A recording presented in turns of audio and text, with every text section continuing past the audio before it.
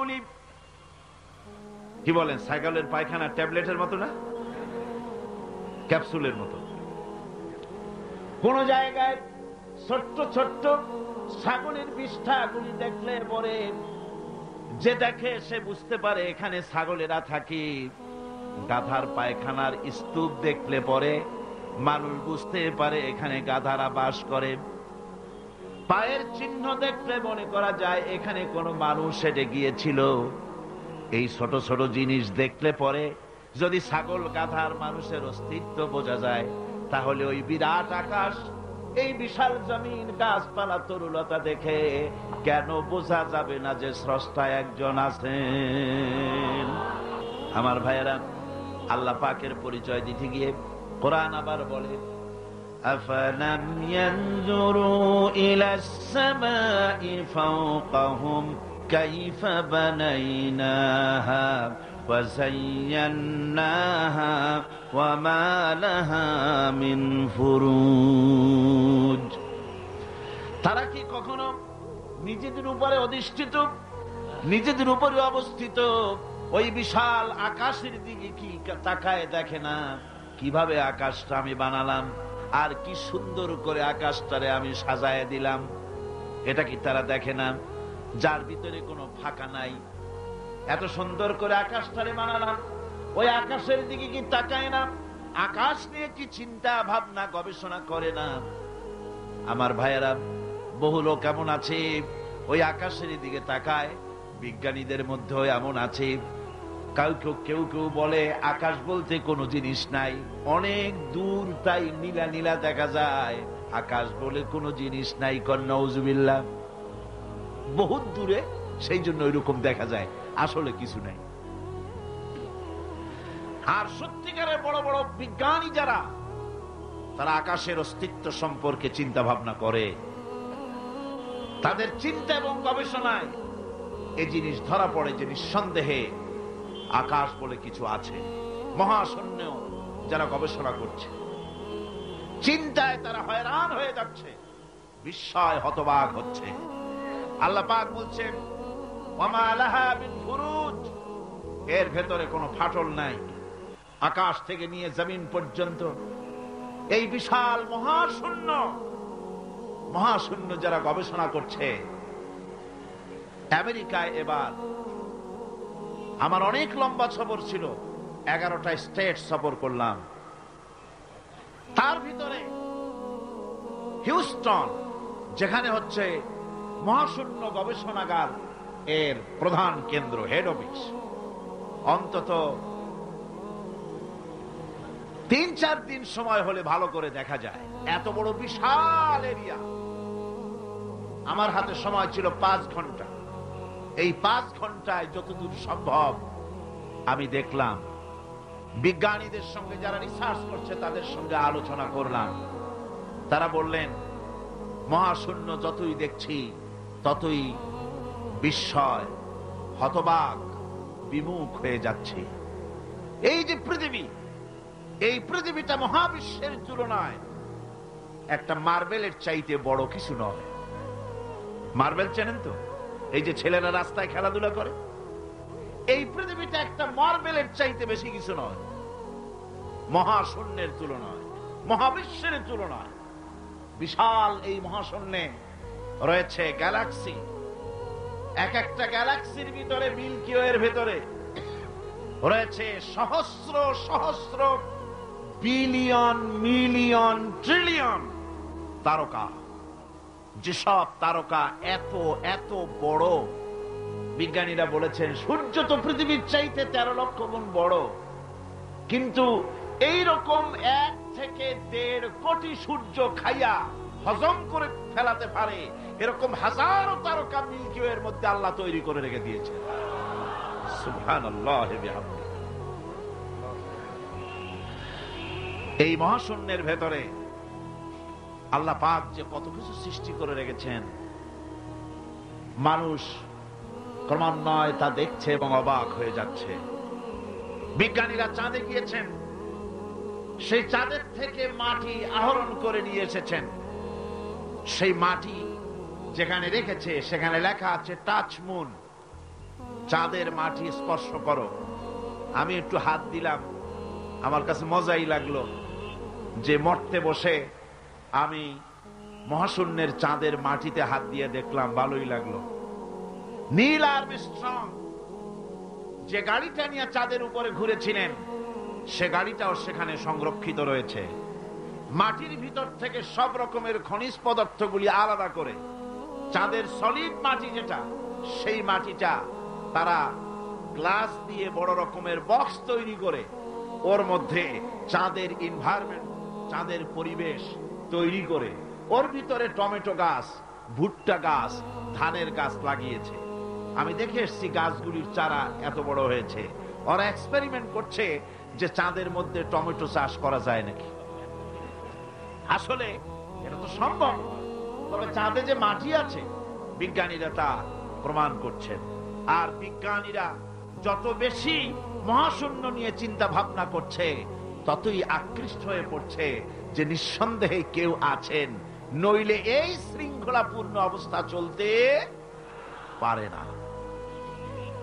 আল্লাহ রাব্বুল আলামিন বলেন, তিনি যে আছেন তার জাত, তার অস্তিত্বের প্রমাণ দিতে গিয়ে কোরআন বলে, ওয়াল আরদা মাদাদনাহা ওয়া আলকাইনা ফিহা রাওয়াসিয়া ওয়া আমবাতনা ফিহা মিন কুল্লি যাওজিন বাহিজ। আল্লাহ রাব্বুল আলামিন বলেন, আমি জমিনকে বিছায় দিয়েছি আর এর উপরে পাহাড় বিন্যস্ত করে দিয়েছি। জমিনটারে বিছায় দিলাম, জমিনটারে গালিচা বানায় দিয়েছি, জমিন বানায় তাতে আবার ঘাস বানায়েছি, সুন্দর করে গালিচার মতো কার্পেটের মতো সবুজ শ্যামল করে দিয়েছি। এরপরে এর উপরে পাহাড়গুলি দিয়া দিলাম, পাহাড় দিয়া জমিনকে টাইট করে দিলাম। তাবসিরাতান ওয়া যিকরা লিকুল্লি আবদিন মুনীব। এর ভেতরে চক্ষু উন্মোচনকারী আর উপদেশ অতীব শিক্ষাপ্রদ অনেক কিছুই রয়েছে ওই সমস্ত মানুষের জন্য যারা আমার কাছে সত্যের দিকে যারা প্রত্যাবর্তন করতে চায়, যারা আমার দিকে ফিরে আসতে চায়, তাদের অনেক নিদর্শন এই পৃথিবীর ভিতরে আমি রেখে দিয়েছি। জোরে বলেন সুবহানাল্লাহ। আল্লাহ পাক বলেন, দেখো এর প্রত্যেকটি জিনিস, প্রত্যেকটি পাতা, প্রত্যেকটি তৃণ, যা কিছু দেখতে পাও সব আল্লাহর সাক্ষী দিচ্ছে আল্লাহ আছেন। আল্লাহ পাক বলেন, একটু তাকাও উপরের দিকে। আওয়ালাম ইয়ারাউ ইলা তায়রি ফাওকাহুম সাফাতিন ওয়া ইয়াকবিদনা মা ইউমসিকুহুন্না ইল্লার রহমান। দেখে নাকি তারা পাখিটি কেমন লোভ মেলি দুটি লঘু ডানা উড়িয়া বেড়ায় শূন্যের পরে, নাহি তার কোনো মানা। আবার সে ডানা, আবার সে কবু ডানা গুটাইয়া চলে, কিন্তু পড়ে না তবু। বলো কে বা তারে শূন্যে রাখিছে ভিন্ন সে এক প্রভু। লক্ষ্য করে দেখো না যে আকাশে, আকাশে মহাশূন্যে পাখিগুলি ওড়ে। একটু দেখো, মানুষ তো খায় জন্মের খাওয়া, শুধু খায়, চিন্তা ভাবনা করে না। একটু চিন্তা ভাবনা করো, একটু গবেষণা করো। পাখিগুলি উঠতে থাকে, উড়বার সময় ডানা এভাবে দোলায়, ঠিক না? আল্লাহ বলেন, দেখো ডানা এভাবে দোলায়। আবার কোন সময় ডানা মুঠি দোলায় না, দুটি ডানা বডির সাথে লাগায় দিয়া সাঁ করে উড়ে যায়। আবার ডানা দোলায়, ডানা বন্ধ করে না, দোলায় না, দুটি ডানা প্লেনের ডানার মতো করে দিয়ে শূন্যের পরে উড়ে বেড়ায়। ডানা বন্ধ করে দিল, ঝোলানো বন্ধ করলো, অথচ আকাশ থেকে পড়ে গেল না পাখি। শূন্যের পরে কে রেখে দিয়েছে? আল্লাহ ছাড়া। জোরে কোন কে দিয়েছে? কে রাখলো? এই শীতের দিনে আমাদের দেশে অতিথি পাখিরা আসে, সাইবেরিয়ান দ্বীপপুঞ্জ থেকে আসে।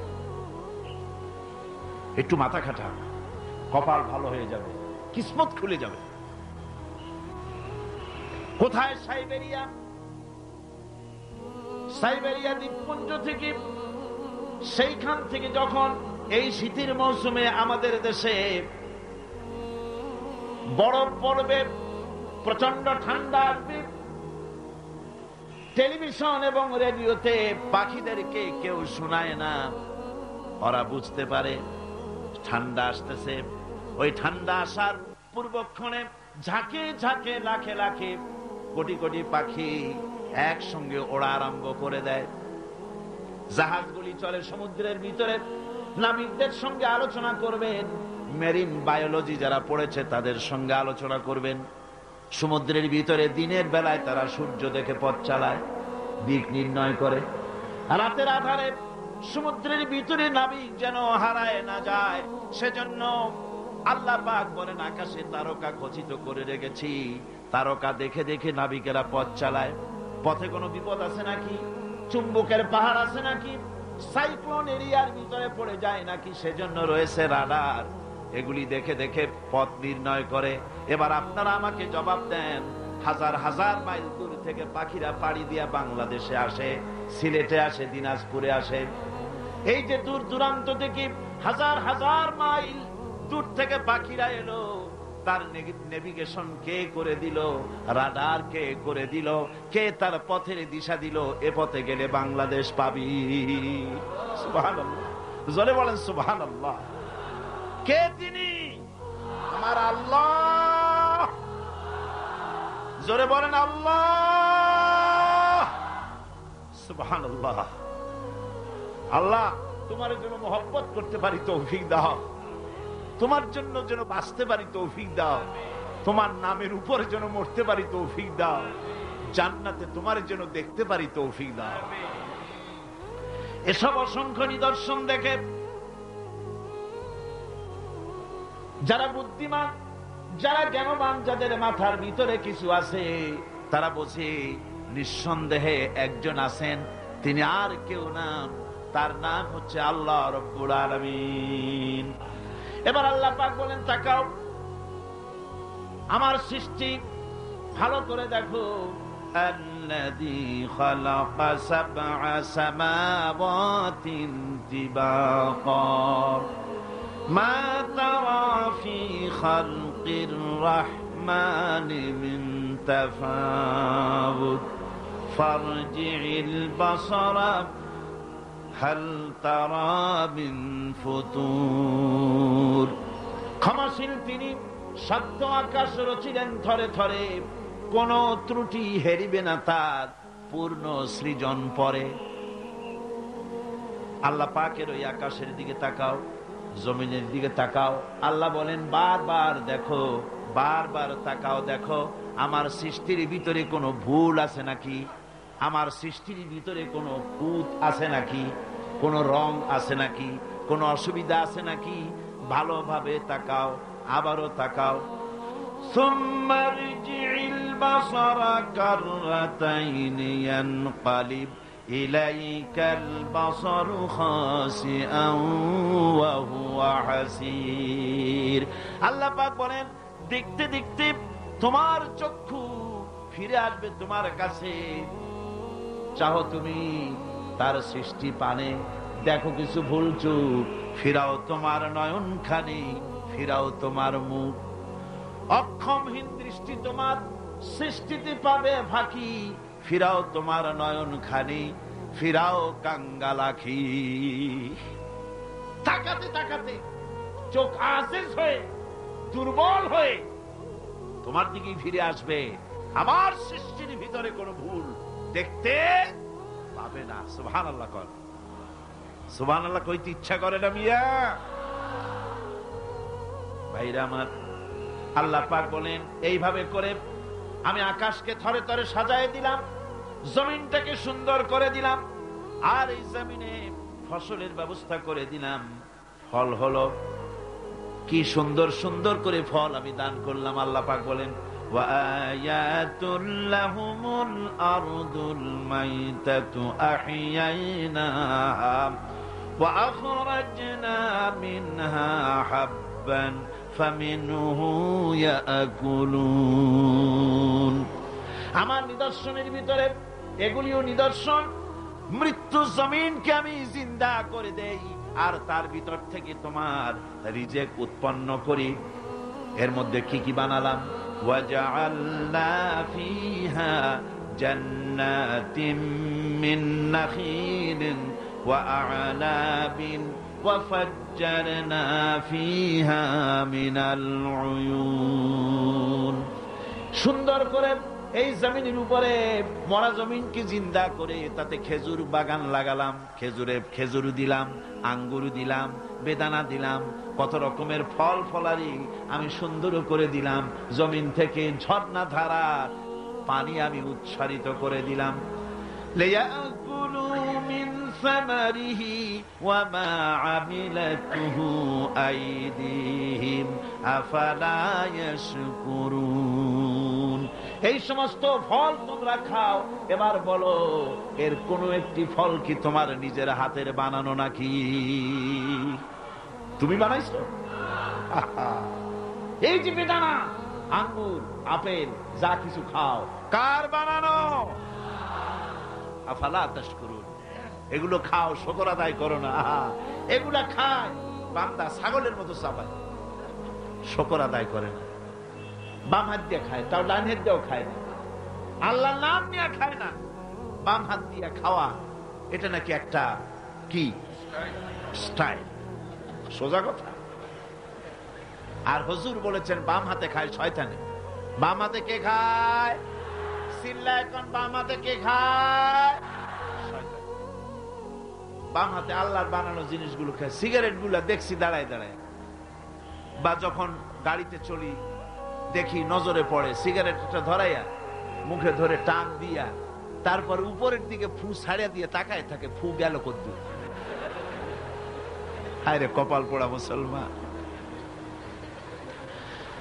আল্লাহ রাব্বুল আলামিন বলেন, এত সব অসংখ্য নিদর্শন আমি দিলাম, এই নিদর্শনাবলীর ভিতর থেকে আমারে খুঁজে বের করো, আমারে সেজদা দাও, শুকর আদায় করো। দাম চাই না, পয়সা চাই না, শুকর আদায় করো। মাঝে মধ্যে খাওয়ার বলো আলহামদুলিল্লাহ।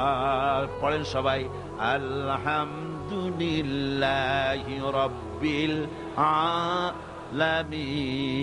আলামিন। আল্লাহর প্রশংসা করো। এই যে শীতের দিন বাড়িতে পায়াস বানায় খাও, চট্টগ্রামে খায় না বুঝি? এটার কি পায়াস বলে না কি বলে? কি বলে? ওই যে রস দিয়া চাউল দিয়ে বানায় পায়াস বলে। হ্যাঁ, সুপ পিঠা, শীত পিঠা। না না, পিঠার পায়াস তো ভিন্ন জিনিস। আচ্ছা বানান, আপনারা যেরকম খুশি খান। এই যে পিঠাগুলি বানাচ্ছেন, পায়েস বানাচ্ছেন, খেজুর গাছ রস দেয়। রস দেয় কোথায়? গোড়ায়। গোড়ায় না আগায়? আগায়। মাথা কাটায় চিন্তা করুন, যে খেজুর গাছের মাথা কাটলে পরে ফোটা ফোটা পানি পড়ে কলসি ভিজে যায়, ভরে যায়। সকালবেলায় গ্লাস গ্লাস ঠান্ডার মধ্যে এই শরবতগুলি আল্লাহর বানানো, এই শরবত গিলে গিলে খায়, মিষ্টি পানি মাথায় পাওয়া যায়। যে খেজুর গাছের মাথায় এই মিষ্টি পানি পাওয়া গেল, ওই খেজুর গাছের গোড়া খুঁজতে খুঁজতে 3 মাইল নিচেও যদি যান, মাথা কাটলে যেমন রস পাওয়া যায়, 3 মাইল নিচে গেলে ওই রকম রস পাওয়া যায় নাকি? পাশে তেঁতুল গাছ, পাশে নিম গাছ, নিম গাছে তিতা ফল দিল, আর একটা গাছে কষ ফল দিল, আর পাশে খেজুর গাছ মিষ্টি পানি আল্লাহ বানাইয়া দিলেন। আবার নারকেল গাছ বানাই দিলেন। নারকেল গাছের 30 হাতের মাথায় ডাবের ভিতরে আল্লাহ মিশ্রি বিজন শরবত বানাই দিলেন। বান্দারে খালি শরবত খাইয়া পেট ভরবে না, এই জন্য ডাবের ভিতরে তোর জন্য হালুয়া রুটিও বানায়া রাখছি। এরপরেও যদি বলে আল্লাহ নাই, এর বুঝাবার কোন উপায় নাই। আল্লাহ হেদায়েত করুন কোন আমিন। মহান আল্লাহ রাব্বুল আলামিন বলে, বান্দারে দুগ্ধ পোষ্য, দুধ প্রদানকারী, দুগ্ধ দানকারী চতুষ্পদ জন্তুর ভিতরে আমি আল্লাহ রাব্বুল আলামিনের নিদর্শন আছে, উপদেশ আছে তোদের জন্য। ওয়া ইন্না লাকুম ফিল আনআমি লাইবরা, নুসকিকুম মিম্মা ফি বুতুনিহি মিন বাইনি ফারসিন ওয়া দামিন লাবানান খালিসান সাইগান লিশ-শারিবিন। চতুষ্পদ জন্তুর ভিতরে আমি আল্লাহর নিদর্শন আছে, তোমার শিক্ষা আছে। চতুষ্পদ জন্তুর দিকে তাকাও। তোমার বাড়ির গাভী আর তোমার বাড়ির ছাগলে খায় কি? ভুসি খাইলো, তিসি খাইলো, আর জমিনের ঘাস খেলো।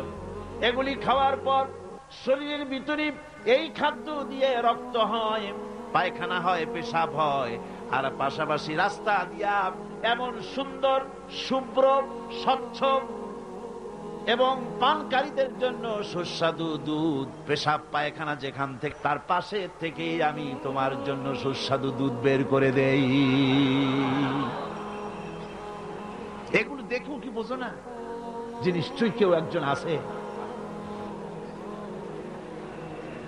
ভাইরা আমার, আল্লাহ রাব্বুল আলামিন বলেন, আকাশ থেকে মিষ্টি পানি আমি বর্ষণ করে দিলাম। এই মিষ্টি পানি, সমুদ্রের পানিগুলি নোনা।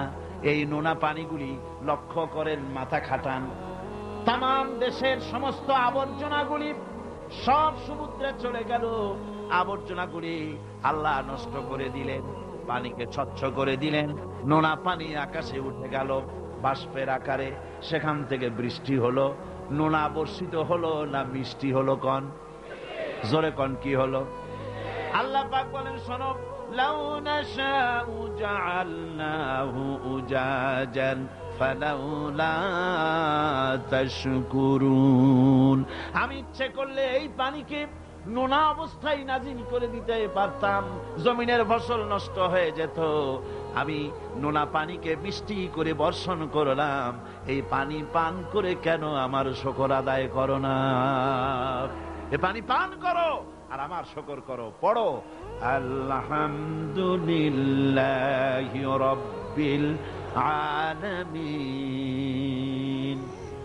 আমার বন্ধুগণ, কেউ কেউ বলতে পারে, আল্লাহ যদি বৃষ্টির পানি যদি না দেন আমার কি অসুবিধা? আমার জমিনের ফসলের কি অসুবিধা? আমার খালে পানি, আমার বিলে পানি, আমার হাওড়ে পানি, আমার পুকুরে পানি, আমার কুয়ায় পানি, আল্লাহ বৃষ্টি না দিলে কি হবে? আল্লাহ পাক বলেন, শোনো কি হবে। কুল আরাআইতুম ইন আসবাহা মাউকুম গাওরান ফামান ইয়াতিকুম বিমাইম মাইন। বলো দেখি, সবে শুকাইয়া যদি যায় এই জমিনের পানি, তাহলে হেথায় তটনির ধারা কে দিবে? সবারে আনি।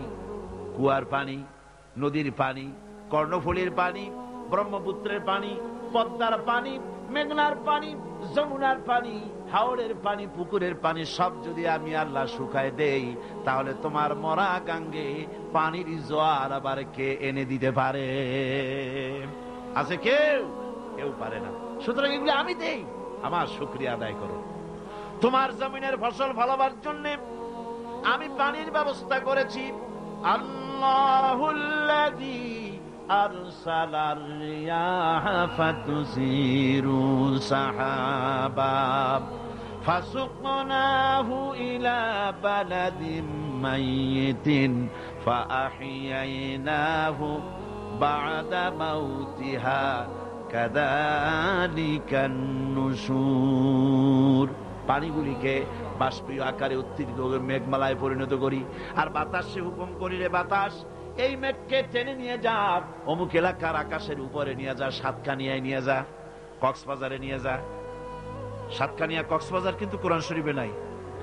আনন্দে 10 খান হওয়ার কোনো কারণ নাই। এটা আমি দৃষ্টান্ত দিলাম। যেখানে বৃষ্টির প্রয়োজন সেইখানে আল্লাহ বাতাসকে হুকুম করেন, এই মেঘকে কানে ধরে টেনে নিয়ে যা আর পানি বর্ষণ কর। পানি বর্ষণ হয়ে গেল। আল্লাহ বলেন, ফাআহইয়ানা বিহিল আরদা বা'দা মাউতিহা। জমিন ছিল মরা, মরা জমিন বৃষ্টির পানি পাইয়া জিন্দা হয়ে গেল। নববধূ যেমন গর্ভধারণের প্রস্তুতি নেয়, আকাশের বৃষ্টির পানি পাওয়ার পর মরা জমিন ফসলের জন্য প্রস্তুত হয়ে গেল। এরপরে তুমি বীজ বপন করলে, ওই বীজের ভিতরে 2টা পাতা অঙ্কুরিত হলো, পাতা দুটো উপরের দিকে উঠে গেল। এরপরে সূর্যের তাপ হলো সারাদিন, সারাদিনের প্রচন্ড সূর্যের তাপে কচি পাতা মুষড়ে গেল, মাটিতে পড়ে গেল। তুমি তো রাতের বেলায় আরামে ঘুমাইছো, তোমার ওই মুষড়ে যাওয়া পাতাগুলি সজীব করার জন্য আমার কুদরত কিভাবে কাজ করলো একদিনও কি চিন্তা করেছো? আমি যদি রাতের বেলায় বৃষ্টি দিতাম, বড় বড় ফোঁটা দিতাম, ফসলের চারাগুলি সব মাটির সাথে মিশে নষ্ট হয়ে যেত। আমি তাই বললাম, রে আকাশ, এ আমার মেঘ, এবার বৃষ্টির মতো বড় বড় ফোঁটা দিস না, কণা কণা শিশিরি বিন্দু দিয়া মুষড়ে যাওয়া পাতাগুলিকে সজীব আর প্রাণবন্ত করে দে। এর থেকে ফসল হলো, এর থেকে ফসল হলো, সেই ফসল খাও আর আমার শুকরিয়া আদায় করো না। আর কয় আল্লাহ নাই, আরে কপাল পোড়া। আল্লাহ পাক বলেন এবার ফসল হলো, রান্না করে খাবে, আগুনের প্রয়োজন, আগুন কোথায় পাবে? আল্লাহ পাক বলেন আফারাআইতুমুন নারাল্লাতী তুরুন, তোমরা কি কখনো চিন্তা করে দেখো নাই যে আগুন যা তোমরা জ্বালাও, এই জ্বালানি পাইলা কোথায়? এই জ্বালানি কোত্থেকে পেয়েছো? এই জ্বালানি কাঠগুলি আনতুম আনশাআতুম শাজারাতাহা আম নাহনুল মুনশিউন, এই গাছগুলি কে বানিয়েছে? তুমি না আমি? কে বানিয়েছে? চিল্লা এখন কে বানালে? আল্লাহ পাক বানিয়েছে। সুন্দর করে গাছ বানালাম, গাছ দিয়া দেশ ভরে দিলাম। এই গাছগুলি মানুষেরা পাইকারি দরে কাটে, গাছ আর লাগায় না।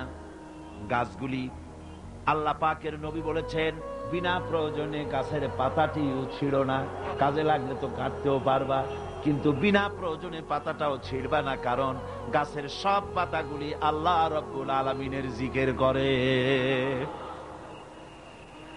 এই গাছ, এই জ্বালানি আমি বানাইছি, কাঠ ফুরিয়ে যাচ্ছে, তাহলে পৃথিবী বাঁচবে কি করে, মানুষ খাবে কি করে? আল্লাহ পাক বলেন ওই চিন্তা তো তোমরা করো নাই, এই পৃথিবীর মানুষগুলিকে খাওয়াবার জন্য গাছ বানালাম। গাছ তোমরা জনমের মতো কাটলে, এবার গাছ যখন কমে গেছে, রান্নায় যেন কোনো অসুবিধা না হয় সেজন্য আমি মাটির তলা দিয়া গ্যাস বানাইয়া দিলাম। ওই গ্যাস কার? চিল্লা এখন গ্যাস কার? পেট্রোল কার? ডিজেল কার? কেরোসিন কার? সব কার? আল্লাহ সুবহানাহু ওয়া তাআলা। আল্লাহ পাক বলেন এইভাবে করে আমি রব্বুল আলামিন খাওয়া পড়ার ব্যবস্থা করে দিলাম। আমি সেই আল্লাহ, আমার নাম আল্লাহ। নাম কি? আমার উপরে ঈমান আনো। ঈমান আল্লাহ আছেন এতটুকুন কথাই যথেষ্ট নয়। পূর্ব পশ্চিমে মাথা যতই ঘুরাও না কেন, ওটাই তোমাকে কল্যাণ আনবে না। কল্যাণ আনবে আল্লাহর জাতের উপরে পরিপূর্ণ ঈমান আনা লাগবে। আমার বন্ধুগণ, আল্লাহ রাব্বুল আলামিন বলেছেন ইয়া আইয়ুহাল ইনসানু মা গাররাকা বিরাব্বিকাল কারীম। হে মানুষ, কে তোমাকে তোমার এই মহামান্বিত সম্মানিত এই প্রভুর ইবাদত থেকে, গোলামি থেকে কে ফিরিয়ে দিল? কোথায় যাচ্ছ, কোথায় ফিরছো? ফিরে আসো, আল্লাহ আছেন। এটা বিশ্বাস করতে হবে। এটা হলো প্রথম বিশ্বাস। ঈমানের সবচেয়ে বড় কথা হলো আল্লাহর প্রতি ঈমান আনা। এই আল্লাহর প্রতি ঈমান আনতে হলে শর্ত কয়টা? জোরে বলেন কয়টা? 4টা। তা শুনলেন কয়টা? একটা। এবার আমি আপনাদেরকে বলবো আল্লাহর সিফাতের কথা। জাত বলেছি, আল্লাহর অস্তিত্ব। এবার হলো সিফাত। সিফাত হলো গুণ, গুণাবলী। এই গুণাবলীকে, আল্লাহর গুণাবলীকে বিশ্বাস করতে হবে। আল্লাহর অসংখ্য গুণ আছে, যে গুণের কোনো শেষ নাই। আল্লাহ পাক বলেন ওয়ালিল্লাহিল মাসালুল আ'লা ওয়া হুয়াল আজিজুল হাকীম। আল্লাহর জন্য সবচাইতে গুণাবলী তার, উত্তম গুণাবলী একমাত্র তার জন্যই শোভনীয়। তিনি সকলের উপরে বিজয়ী এবং সর্বজ্ঞ। ওয়ালিল্লাহিল আসমাউল হুসনা ফাদউহু বিহা। আল্লাহ পাক বলেন, আল্লাহর জন্য অসংখ্য সুন্দর সুন্দর নাম আছে, ওই নাম দিয়ে আল্লাহরে ডাকো। কারে ডাকবে? আল্লাহকে। চিল্লা এখন কারে? আল্লাহকে ডাকতে হবে, তার সুন্দর সুন্দর নাম আছে। আপনি ডাকেন ইয়া আল্লাহ, বলেন ইয়া আল্লাহ, ইয়া রহমান, ইয়া রহিম, ইয়া হাই, ইয়া কাইয়ুম, ইয়া জব্বার, ইয়া সত্তার, ইয়া গফফার, ইয়া মুতাকাব্বির, ইয়া আজিজ। আল্লাহর অসংখ্য নাম রয়েছে, 99টা সুন্দর সুন্দর নাম। আল্লাহ পাক বলেন এই নামে আমারে ডাকো। কিন্তু আমার দেশের এক শ্রেণীর মূর্খ মুসলমান আছে যারা আল্লাহরে বাদ দিয়া ইয়া আব্দুল কাদের শাইয়ান লিল্লাহ, হে আব্দুল কাদের জিলানী আমারে কিছু দাও। জোরে কর নাউজুবিল্লাহ, জোরে বলেন নাউজুবিল্লাহ। আমার ভাইরা, আল্লাহর সিফাত, আল্লাহর গুণাবলী এর কোনো শেষ নাই। আল্লাহর এই গুণগুলিকে বিশ্বাস করা লাগবে। আল্লাহ পাক বলেন আল্লাহু খালিকু কুল্লি শাইইন ওয়া হুয়া আলা কুল্লি শাইইন ওয়াকিল। সবকিছুর স্রষ্টা হলেন আল্লাহ। সেই আল্লাহরে থুইয়া তুমি আরেকজনের কাছে যাও চাইতে, তোমার কপালটা ফুটছে কেন? আল্লাহর কাছে চাও, তার গুণাবলী, তার শ্রেষ্ঠত্ব বর্ণনা করো। আল্লাহ পাক বলেন আমার গুণাবলী দেখো, চোখে দেখায় দেই আমার গুণ কি। চোখে দেখো খালাকাস সামাওয়াতি বিগাইরি আমাদিন তারাউনাহা। তুমি কি লক্ষ্য করে দেখো না আমি কিভাবে বিনা খুঁটিতে আকাশকে খাড়া করে রেখেছি? অত বড় বিরাট আকাশ, একটা খুঁটিও আছে নাকি? জোরে কোন আছে নাকি? ওয়া আলকা ফিল আরদি রাওয়াসিয়া আন তামিদা বিকুম। এরপরে আমি এই পৃথিবীর বুকে পাহাড়কে গেঁথে দিয়েছি যাতে করে তোমাকে নিয়ে জমিনটা হেলাদোলা করতে না পারে, এর জন্য পাহাড় গেড়ে দিয়েছি। এই চট্টগ্রামে অনেক জায়গায় পাহাড় কাটা হয়, হয় কিনা বলেন? মস্ত বড় অন্যায়, পাহাড় কাটবেন না, এটা আত্মঘাতী কাজ। পরিবেশ নষ্ট করতেছেন আপনারাই। পরিবেশ নষ্ট করার কারণে গ্রিন হাউস এফেক্ট হয়ে পড়েছে। ওজোন স্তরের লেয়ারে, ওজোন লেয়ারে ফাটল ধরেছে। আমাদের কারণেই আমরা ক্ষতিগ্রস্ত হচ্ছি। আজ যে বিপদ আপদ আসে, সাইক্লোন হয়, টর্নেডো হয়, বজ্রপাত হয়, এগুলি এমনি এমনি হয় না।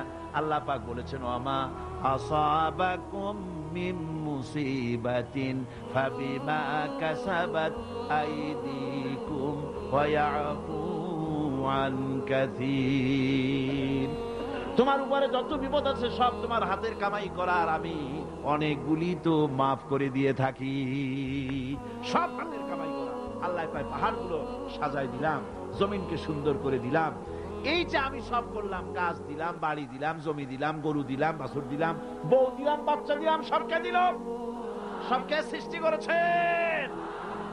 এবার আল্লাহ চ্যালেঞ্জ করছেন, হাদা খালকুল্লাহি ফাআরুনি মাযা খালাকাল্লাযীনা মিন দুনিহি। এ হচ্ছে আমার সৃষ্টি। আকাশ কার সৃষ্টি?